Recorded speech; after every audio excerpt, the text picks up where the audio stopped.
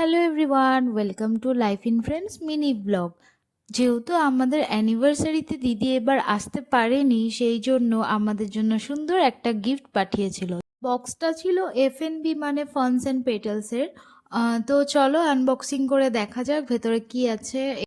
প্রথমেটা তো ছিল একটা ছোট্ট কিউট চকলেটের বুকে মতো।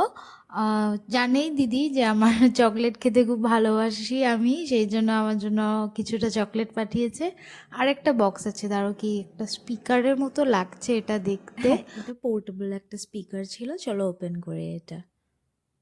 ওয়াও, সত্যি লাইক সিরিয়াসলি স্পিকারেও আজকাল ফটো প্রিন্ট করা যায়। সত্যি এই ব্যাপারটা আমার কাছে একদমই নতুন ছিল।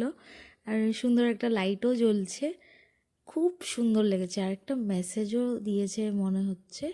হ্যাঁ, মেসেজে আমাদের অ্যানিভার্সারি উইশ করা লেখা ছিল।